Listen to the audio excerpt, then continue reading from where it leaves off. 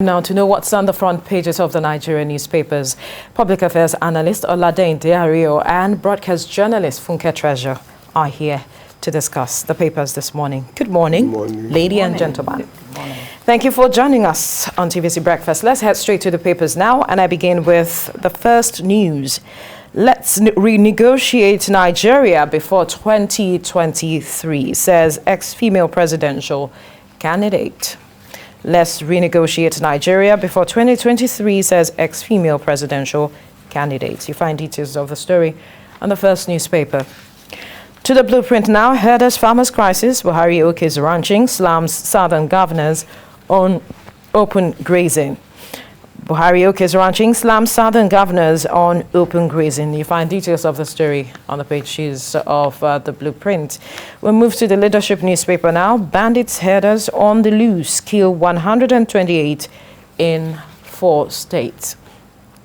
Bandits herders on the loose kill 128 in 4 states. You find the details of the story on the pages of the leadership newspaper. To the Daily Times now, presidency defense headers dismisses southern governor's position as illegal.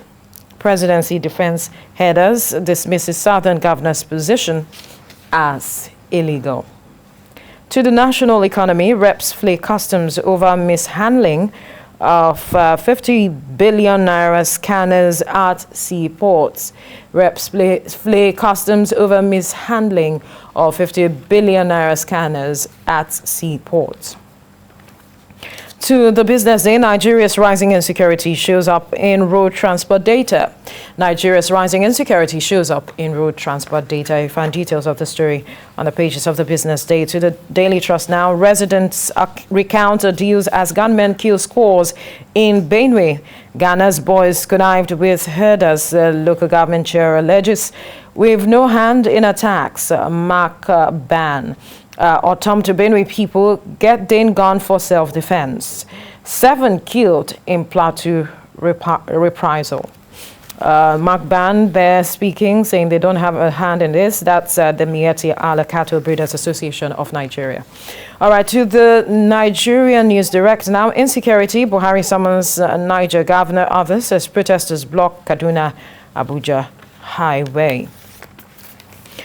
To this day newspaper, Buhari queries legality of southern governor's ban on open grazing. Oke's ranching revival of grazing reserves takes off in June. All right. To the Punch newspaper now, Asaba declaration. Governors disagree as presidency backs Malami on open grazing. Governor's announcement on grazing is of questionable legality, presidency. System outdated. We have to stop grazing cows from Kaurana Moda to Lagos, Ondo governor. To the Nation newspaper now, presidency slams southern governors open grazing ban. Federal government to fund ranching, Akeredolu ban irreversible. All right. And still talking about the Asaba declaration on the front page of the Daily Sun now. Open grazing, Buhari faults ban. Oke's grazing reserves take off. Rubbishes southern governor's resolution. To the Vanguard newspaper, Asaba declaration, southern governors open grazing ban, no solution. Presidency opts to revive grazing reserves, says southern governors ban on open grazing, questionable illegality. Federal government's comment, unfortunate, unpresidential. Afeni Ferry, an attack on southern governors is attack on all southerners. Ohaneze, your position is inconsistent, irrational. Pandef. We've the right to ban open grazing. South governors. Southern governors' position, made declaration of intent. Sage. All right, to the Nigerian Tribune. Still looking at the Asaba declaration. Presidency attacks southern governors, accuses them of providing no solution. Says stance on open grazing has questionable legality. All right, and that is where we will begin our discussion this morning, talking about the president's reaction to the Asaba declaration. We would recall that the 17 governors of the South met and had made some declaration, and one of it was the ban on open grazing, which has generated lots of reaction across the country. And now the reaction we're getting is from the president saying that the decision of the southern governors to ban open grazing is not a solution, and it also questions the legality. I'll start with you, Olani. Well, I'm not going to be blaming the presidency because, as I've always said, we didn't vote for the presidency. We voted for the presidency. When I read the statement yesterday, I was pissed off. Why?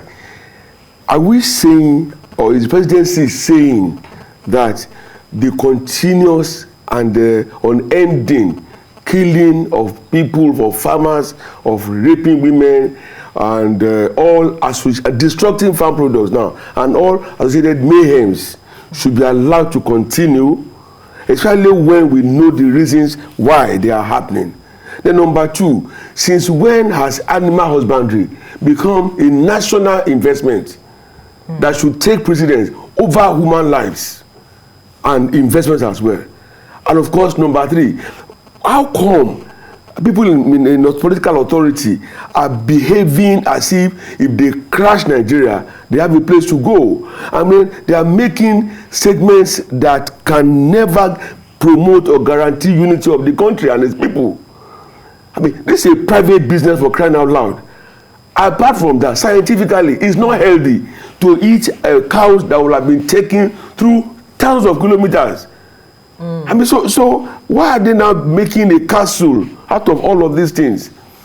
I mean, the governors constitutionally have authority over their states. Absolutely. And then we call them CSO. Chief Security Officers of their state. So in what capacity now will they now say, okay, come and be doing whatever you like on our land? And then we'll be recording this. Imagine in one day across the country, we lost 128 human beings. Not cattle, human beings, and all traceable to bandits and herdsmen. I have said it before, and I'm saying it again. We've never had herders and farmers clashes. What we had was invasion by herders. Yes, and when Autumn said the president seemed to be governor of a certain part, president of a part of Nigeria, is it not coming to pass now? And of course, I would never have expected the man who called himself father of the nation and who said he will lead us from the front to now come around, and then things are getting out of hand every day. I mean, what you read yesterday will make you so sad. By the time a new day comes, you're going to be a lot more sad. You'll be a lot sadder. Why is it that? Why is it happening like that? That's unfair. The governors have a duty to protect their land and their citizens, and they've just done that. So if they feel, let them book and test it in court. You can imagine when Malami was comparing the ban on cattle with Igbo selling spare parts, which I found. He didn't mention Igbo, but everybody knows that only the Igbos sell spare parts in Nigeria. There are some other persons who sell spare But I mean, they are majorly in that business. Let's not deny that fact. But because he did not mention in tribe, I would like for us to leave it as but for me, it was not. I mean, how do you now begin to compare the sale of spare parts with rearing cattle that render people's livelihood destroyed, that takes lives? I mean, it doesn't add up. They should begin to. I mean, we have nowhere to go, all of us, and let nobody feel is secure or is safer than the others. If anything happens, we'll all pay for it. All right. Let's look at how the government is handling this matter. For me, yesterday's protest in Niger State is a clear signal that this is not a northern-southern face-off, talking in terms of banditry and kidnapping. Youths in Niger State, we saw yesterday, took to the streets, protested, burnt a police station, took over the Niger-Kaduna way. And what were they protesting for? Kidnapping of their people. Let's look at what also happened, what the Vanguard has reported today. Over 116 killed, that's it over there. Killed by herdsmen militia in Benue and Plateau State in 2 days. 116 people, not chickens, human beings in just 2 states in 2 days.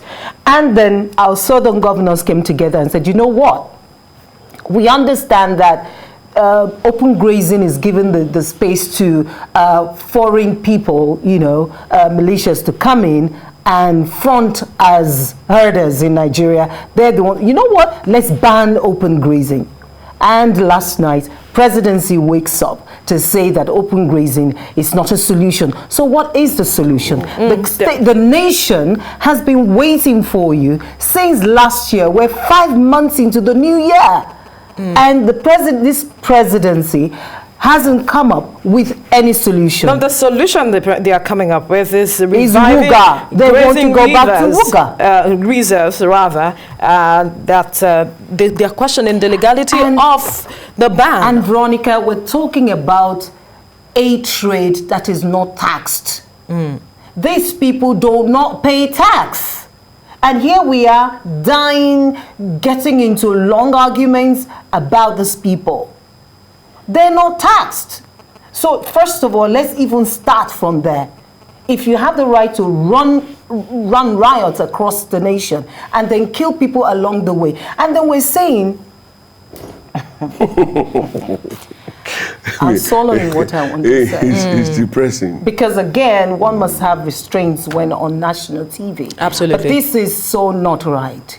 It is not right. Then our legislators woke up one day to say, we're going to criminalize the very act of paying ransom when your children are kidnapped. Like, do you want to snuff life out of citizens in this country? We'll come to that conversation Still on afterwards. that same conversation. Which one? The issue of open grazing. Right. Nigerians seemingly agreed that, okay, let federal government fund ranching so that there can be peace. The government is looking at June for the takeoff and there are funds. What else do they want us to give? Having agreed to that, it's like saying Vero is selling clothes because she's having issues. The government should take money from the state purse and finance her so that there will be peace. Having said that, I would not have expected anyone now who really knows what is on ground and what should be done to now begin to play this kind of card. It's not going to help us. There is nowhere in the world that such a thing should be allowed. And like I said, we have nowhere to go. Absolutely. So when people make divisive statements, it touches me. At a time like this. At a time like this. I mean, how do you go? We just lost some elite members of our military over the weekend, and then by yesterday again, we were recording deaths everywhere. Why? I mean, who is benefiting from all of these things? Precisely the points I want to make, because politicians seem to think that this is so far away from them. Are they benefiting? We need to ask our politicians, or do they live elsewhere than Nigeria? From we know that a lot of them don't have children. From the loss of lives, benefiting? Why are they not? Why are they not concerned? Not concerned at all about the loss of lives. 116 human beings killed in 2 days. We're not talking of, collating the result, the number of people who've died, who've been killed by bandits since January this year. We're talking 2 days, 116 in a time of peace. We're not at war. What else can we So call what this? else can get our legislators, our politicians to be concerned for the nation? Right. Why are we politicking this idea of ban open grazing, don't ban open grazing? What solution has the presidency come up with? Reserves, grazing reserves. Where? In states that are willing to do that. We must understand that. All right. Just like when I read about the constitutional reforms or whatever, I was expecting this to be a serious feature. But they already had no-go areas. And the question is, some are saying... How genuine is this? Some are saying we should restructure. Some are saying no. There are agitators asking for independent nation. I don't know.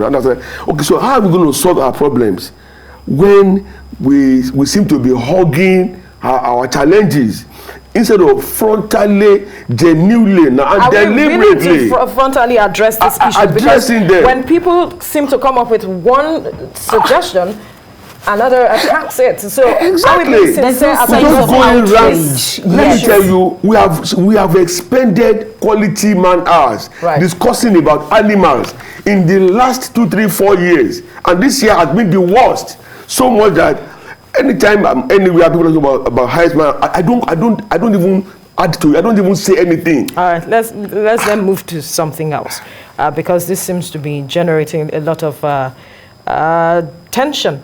And the issue we are moving on to is the issue of the Greenfield, which we were trying to talk about earlier, where the students are still in captivity since April, over a month now, and not much is known with regards to their state anymore, what is going on with them.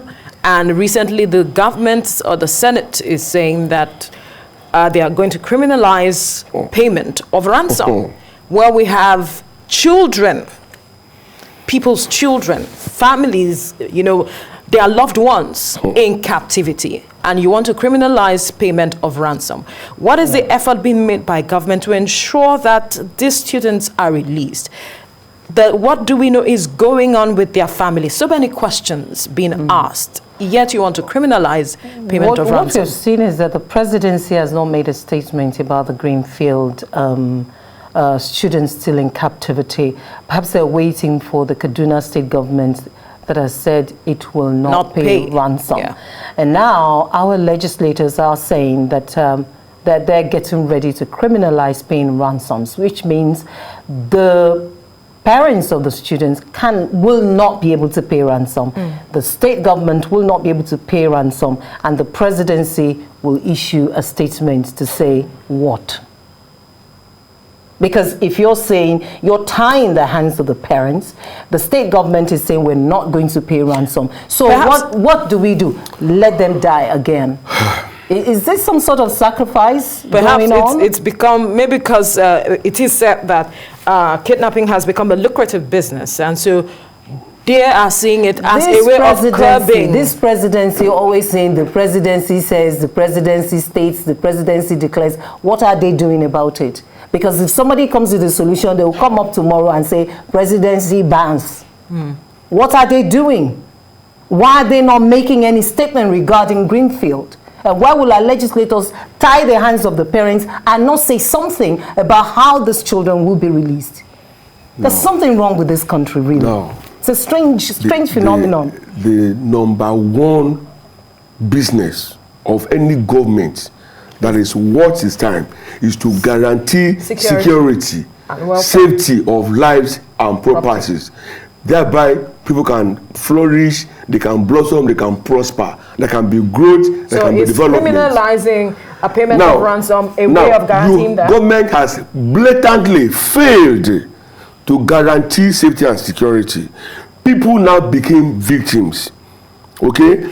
And then they were now having to resort to self-help, because paying ransom is a kind of self-help. That's right. Which would never have arisen if government had done what they were elected to do. In the first place. In the first place. So then, I just feel I will not go insane thinking about this country. And then some lawmakers now said, if your son, daughter, father, wife, or whoever is kidnapped, and then you pay ransom, you are going to jail. 15 Who does years. that? I mean, who will have his person, loved one, with kidnappers under unwholesome conditions, very inhuman, and will fold arms and be waiting endlessly for a government who in the first place now has failed to protect them?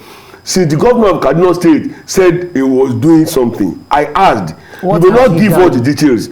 Give us a timeline. Let's have an idea. Let's have a feel of what is it you are doing. You know now, what, from days, it's gotten into weeks and now into months. I can't imagine if I have a child in that camp. See, Leah Sharibu still in camp. I mean, look, see, the way we are going. If you are not careful, they may end up like Chibok girls, and we'll be counting years now. Those ones have been there now for over 7 years. So who is doing anything about their return? You know what? We should stop this thing. Elsewhere in the world, when they say we're not paying ransom, something else is being done. they will actively do something and arrest the situation and bring solution. Here is Kaduna State government saying, we're not paying ransom. We understand it's like a standard security response to that sort of thing. But what have you done? What have you done? Weeks have become months. You haven't done anything. You should bury your head in shame. Both at the state level and at the federal level. You cannot guarantee the life of citizens. People are in depression. Coming from the National Assembly, one would expect that whatever is coming out today is in the interest of the people. And then when we watch movies, you know, depicting other countries of the world, you know, in similar situations, you know, so those gang movies that you watch and like, oh, wow, they're going to go this. And then this is really happening in reality in your own country, and you're not seeing any pushback. It's sad. Right. It just shows that, okay, look at what happened over the weekend. People are saying, is it worth it to die for Nigeria? Is it even worth it? We're saying, think not what your nation can do for you, think of what you can do for your nation. Is that maxim right in the Nigeria of today? When lives cannot even be guaranteed by the people in charge, where the life of a Nigerian citizen is worth nothing. Where a country where they're even thinking of a Ministry of Cow Affairs. Really? Yes. I mean, the ban, see, the ban on open grazing is not a ban on human beings, but on animals. So have we now raised animals fundamental over and above human beings or whatever? I don't understand. In 6 years, we have lost 11 aircrafts, military aircrafts, and over 33 officers. These are things that call for serious attention, and then we are discussing animals as if, and this, we're talking of a trade that does not deliver any income. It doesn't affect our GDP in any way. Not they tax. don't pay taxes. They don't pay taxes. We're not even talking about that. The entire nation headache across all the states. And how do you compare those herders with spare parts dealers? You know how much they pay in tax? They will pay income tax. They pay for their shop. When they pay import duty as well. What are you talking about? Where is the comparison here? See, I'm saying it again. I'm sorry I'm repeating myself. We cannot restructure Nigeria. The damages have gone beyond that level. Yeah, the way to go is to reinvent Nigeria. How do you reinvent? I wrote an essay. How do you reinvent people who are not thinking well? A few months back, reinventing Nigeria. How? And I was very specific. And this thing starts from leadership. The kind of leadership we are getting now begs. But the people choose their leaders. Unfortunately, it is the people are disempowered. I'll give you an example very quickly. How disempowered? They have their voters. Oyo State just had a local government election. And I predicted that PDP was going to sweep the polls. What happened? Out of that local government, they took 32 local governments. But if you were in Oyo State, would you have voted for the other party? No, just wait. With what we've seen so far? Let there be a change of guard in the same state today, and tomorrow they conduct another election. The new party will also overrun the entire thing. And we are talking of people empowerment, and all of that. Yeah. My final word is that our politicians, our legislators have failed the people. Right. You're supposed to check the executive, the excesses of the executive, but it looks like our legislators are rubber stamps. Yes, I said it. We're disappointed at them. They cannot criminalize paying ransom to bandits if they're not doing something for us. All right, thank you. You have, because yesterday, there's no time. We have to wrap it up now. Public affairs analyst Olade Ndiario, thank you for your time. Broadcast